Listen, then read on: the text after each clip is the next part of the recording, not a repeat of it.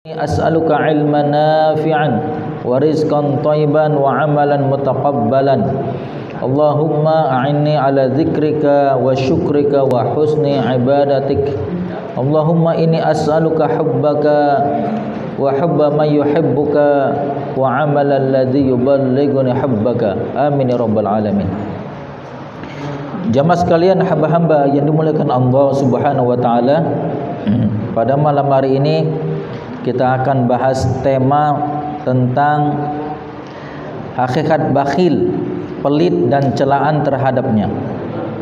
Jadi kita akan bahas tentang kedudukan bakhil atau pelit dan celaan terhadapnya. Di dalam hadis riwayat Imam Al-Hakim, Rasulullah SAW bersabda, salasu muhlikat, ada 3 perkara yang menghancurkan. Salasun muhlikat, syuhun muta'. Yang kedua adalah hawan muttaba'. Yang ketiga adalah i'jabul mar'i binafsihi. Yang pertama adalah kebakhilan yang ditaati.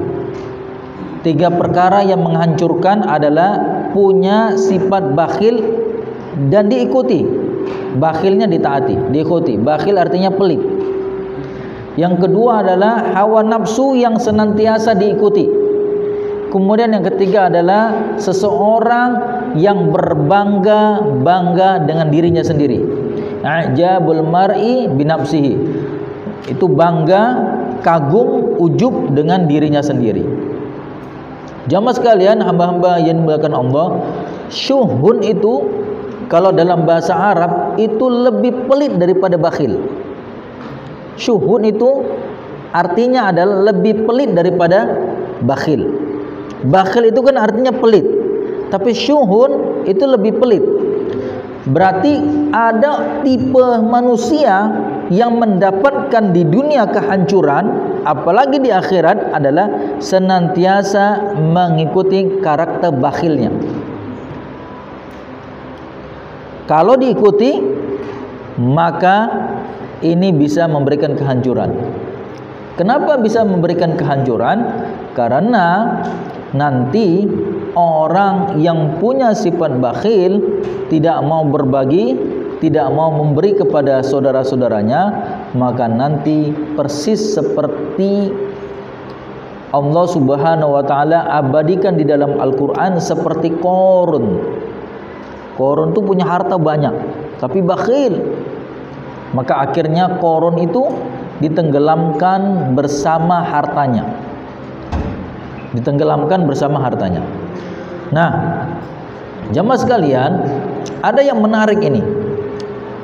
Yang ketiga, yang berikutnya adalah Rasul mengatakan, tadi kan ada 3 perkara yang menghancurkan. Maka kemudian ada dalam hadis lain, salasun munjiat. Ada 3 perkara yang bikin kita selamat, bikin kita sukses. Yang pertama adalah khasyatullahi ta'ala fis sirri wa alaniyah. Taat kepada Allah baik dalam keadaan sembunyi-sembunyi maupun dalam keadaan terang-terangan. Kalau di keramaian kita taat kepada Allah, wajarlah. Kenapa? Karena ada yang melihat. Tapi kalau sendiri, itu ujiannya baru terasa. Karena sendiri nggak ada siapapun yang lihat. Istri nggak tahu, anak nggak tahu, tetangga nggak tahu, kerabat nggak tahu. Tinggal kita dengan Allah. Apalagi sendiri memegang aplikasi itu, nggak ada yang tahu.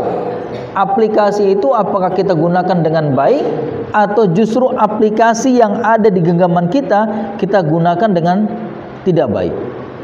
Maka tipe orang yang sukses, yang baik, yang benar adalah, yang pertama adalah orang yang senantiasa takut kepada Allah fis sirri wa alaniyah. Takut kepada Allah baik dalam keadaan sembunyi-sembunyi maupun dalam keadaan terang-terangan.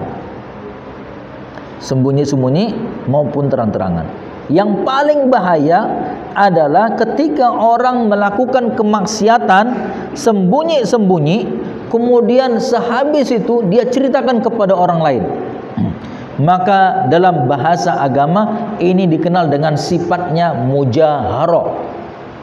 Orang yang ketika sepi, ketika sendiri melakukan maksiat, berbuat dosa, berbuat kesalahan, berbuat maksiat, berbuat kezoliman, tapi setelah itu kan gak ada yang tahu nih, dia cerita kepada orang lain. Dalam bahasa agama dikenal dengan istilah mujaharah, yaitu orang yang melakukan dosa dikala sendiri, kemudian dia ceritakan kepada orang lain tuh. Dia ceritakan kepada orang lain. Melakukan maksiat dikala sendiri, kemudian dia ceritakan kepada orang lain agar orang lain tahu kalau dia telah melakukan perbuatan maksiat, bangga dengan kemaksiatannya. Namanya mujaharah. Maka mujaharah ini dosanya jauh lebih besar. Mujaharah ini dosanya jauh lebih besar. Kalau dia sembunyi melakukan dosa, kan gak ada yang lain yang tahu. Tinggal dia tobat sama Allah. Wa tubu ilallahi taubatan nasuha. Tinggal bertobat kepada Allah dengan sebenar-benar tobat. Tapi dia bangga dengan maksiatnya, dia cerita lagi kepada orang lain. Ini yang bahaya ini. Punya karakter bahaya nih. Bangga dengan dosanya, bangga dengan kemaksiatannya. Hari ini betapa banyak orang bangga dengan kemaksiatan. Laki perempuan boncengan, peluk-pelukan. Dibilang suami istri bukan. Dibilang pacaran iya juga. Tapi yang jelas nggak boleh. Nggak boleh laki perempuan berduaan. Kalau ini bukan suami istri nggak boleh, karena yang ketiganya adalah setan, lawan jenis. Bangga dia. Ini namanya mujaharah. Bangga dengan dosanya, bangga dengan kemaksiatannya. Itu udah jelas-jelas bangga itu kemaksiatannya. Seperti suami istri. Kalau ditengok wajahnya kayaknya anak-anak SMA ini. Tengok wajahnya kadang anak-anak SMP. Tapi bangga dengan perbuatannya. Maka jamaah sekalian, ini namanya bahaya. Makanya yang punya anaknya tingkat SMP, SMA, hati-hati dijaga. Karena anak-anak kadang usil. Jodoh-jodohin kawannya. Kamu jodoh sama si Anu, kan gitu kan? Kan ingat dulu waktu sekolah kan? Dijodoh-jodohin kan? Teman-temannya sendiri jodoh-jodohin. Kadang namanya ditulis, sebelahnya nama kawannya, ya kan? Versi anak-anak, ya kan? Nah, khawatir nanti ketika sudah semakin berumur, itu semakin jadi bangga. Karena anak zaman sekarang kalau nggak punya pacar, itu nggak keren. Anak zaman sekarang nih, ini alhamdulillah nih anak-anak pesantren nih, nggak ada yang tahu nih. Tapi tingkatnya SMP kan, entah kalau SMA nanti. Mudah-mudahan bisa selamat lah, ya, selamat dari pergaulan bebas yang entah cemana sekarang, nggak tahu kita. Anak-anak SMA sekarang bangga punya pacar. Malam minggu mau kemana? Mau ke rumah pacar. Ngapain? Ya biasalah. Oh biasa, maksiat kok biasa. Justru itu musibah, bukan biasa, musibah. Tapi bangga dengan perbuatan maksiat. Yang herannya kadang ada orang tua biarkan. Nggak apa-apa, asal anakku nggak dibawa kemana-mana. Yang penting dia datang ke rumah, jumpain anakku, asal anakku nggak dibawa kemana-mana. Ya sama saja. Biarkan mereka berdua dalam kemaksiatan, berdosa juga. Maka hati-hati. Maka tipe yang orang sukses dunia akhiratnya adalah khasyatullah fis sirri wa alaniyah. Takut kepada Allah dalam keadaan sembunyi-sembunyi maupun dalam keramaian. Tes. Ini kalau yang begini dipotong nanti. Yang kedua, yang bikin kita sukses yang kedua. Yang bikin sukses yang kedua adalah wal qasdu fil ghina wal faqri. Al qasdu fil ghina wal faqri. Yang kedua adalah bikin kita sukses adalah qasdu itu artinya seimbang baik ketika dia kaya maupun ketika dia miskin. Seimbang, tawasud. Makanya sekarang itu sedang dicari seorang muslim yang punya karakter tawasud, pertengahan. Jadi dia punya tawasudnya, hati-hati. Kadang tawasud itu bisa kadang kebablasan. Tawasud itu kadang bisa kebablasan. Pertengahan dia, tidak ekstrim, tidak terlalu longgar. Itu dikenal dengan istilah tawasud. Nah, sekarang mau dicari muslim-muslim yang seperti itu. Tapi terkadang ada yang tipikal seperti itu, kadang kebablasan. Terlalu kebablasan, akhirnya ya kebebasannya sampai kemudian berpikirannya agak liberal, seperti JIL dan lain sebagainya, jaringan Islam liberal.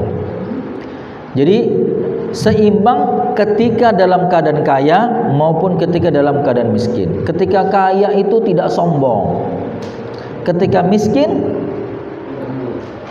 tidak mengeluh, qanaah, merasa cukup dengan apa yang Allah berikan. Nah, itu dia. Ketika kaya dia tidak sombong, ketika miskin dia qanaah. Wal qanaa'atu bil qalil. Wal qanaa'atu bil qalil. Bahkan ini definisi yang diberikan oleh Ali bin Abi Thalib ketika memberikan definisi tentang ciri-ciri orang yang bertakwa. Kata beliau, karakter orang yang bertakwa, ini nggak enak nih mic-nya. Syekh, tukar aja deh. Mulai. Jamaah sekalian, hamba-hamba yang dimuliakan Allah Subhanahu wa taala. Yang berikutnya adalah seimbang ketika kaya maupun ketika miskin. Ketika kaya tidak sombong. Ketika kaya ada lagi masalahnya, ya kan? Oke. Yang kedua, ketika dia miskin, apa yang harus dilakukan? Miskin itu qanaah, merasa cukup dengan apa yang Allah berikan. Gimana dia merasa cukup? Orang serba kekurangan kok. Masa disuruh merasa cukup dengan apa yang Allah berikan? Enggak cukup. Nah, kalau orang yang tidak qanaah. Tapi kalau orang yang qanaah, dia merasa cukup. Pernah suatu ketika ada sahabat miskin. Kemudian kata istrinya, udahlah jumpai Rasulullah, minta. Kalau minta sama Rasul pasti dikasih. Mesti dikasih. Memang kebiasaan Rasul, kalau ada sahabat datang ke rumah beliau minta sesuatu, beliau kasih. Nah, waktu itu karena sahabat itu memang nggak ada apa-apa lagi di rumahnya, udah nggak ada. Maka istrinya menyuruh dia untuk menjumpai Rasul untuk meminta sesuatu kepada Rasul, ya minimal makanan lah atau gandum dan lain sebagainya. Maka datanglah berangkat dari rumah. Begitu sudah dekat dengan rumah Rasul, dia sedang dengar Rasul sedang ceramah di masjid. Rasul sedang ceramah di masjid. Begitu dia dengar Rasul sedang ceramah di masjid, temanya tentang ini pula. Pas pula temanya tentang ini. Yaitu Rasul mengatakan, ijhad fid dunya. Juhudlah kamu terhadap dunia, maka nanti manusia akan datang mencintaimu. Temanya tema tentang ini. Jadi temanya tentang yang tadi awalnya dia ingin datang kepada Rasul, ingin minta, tapi akhirnya nggak jadi dia minta kepada Rasul. Dia menahan diri dari meminta kepada Rasul. Nah, jamaah sekalian, hamba-hamba yang dimuliakan Allah Subhanahu wa taala, yang ketiga, wal adlu fir ridha wal ghadab. Adil ketika dalam keadaan rela, ridha, dan adil ketika dalam keadaan marah. Nah, dalam keadaan marah ini yang berat. Adil dalam keadaan marah. Porsinya adil ketika marah. Nah, jamaah sekalian, hamba-hamba yang dimuliakan Allah Subhanahu wa taala, kita akan fokus kepada tema kita yang awal tadi. Salasun muhlikat. 3 perkara yang menghancurkan. Salah satunya adalah karakter kikir. Pelit, kikir. Nah, ada yang menarik, di zaman Rasul itu memang ya sahabat-sahabat yang dermawan, yang baik itu luar biasa lah, teruji dia. Ada yang menarik, ada namanya Abdullah bin Amir. Namanya mirip dengan Ustaz Amir nih, Abdullah bin Amir. Jadi waktu itu beli rumah. Ini generasi salaf, dia beli rumah. Rumah yang dia beli dekat pajak. Kalau beli rumah dekat pajak strategis enggak? Strategis. Kalau kita mau jualan strategis. Kalau beli rumah dekat pajak itu strategis. Kita bisa jualan. Iya kan? Dekat pajak, pinggir jalan besar, itu biasanya rumahnya strategis. Maka oleh Abdullah bin Amir beli rumah yang milik Khalid bin Uqbah. Ini disebutkan dalam kitab ini, rumahnya milik Khalid bin Uqbah. Maka begitu dia beli, ternyata dia mendengar ada anggota keluarga dari Khalid bin Uqbah itu ada yang menangis. Kemudian Abdullah bertanya, kenapa menangis? Karena ada di antara anggota keluarga Khalid bin Uqbah, kan rumahnya sudah dijual, sudah dibeli sama Abdullah bin Amir. Tapi ternyata keluarganya ada yang menangis. Ketika ditanya kenapa menangis, menangis karena rumahnya dijual. Maka oleh Abdullah bin Amir apa yang dilakukan? Ini dermawannya luar biasa. Uang yang rumah itu dia kembalikan kepada yang punya. Kemudian dia tidak minta lagi uang sama yang punya. Kembalikan lagi uangnya. Rumahnya dikembalikan, uangnya pun dikembalikan. Luar biasa, itu dermawannya.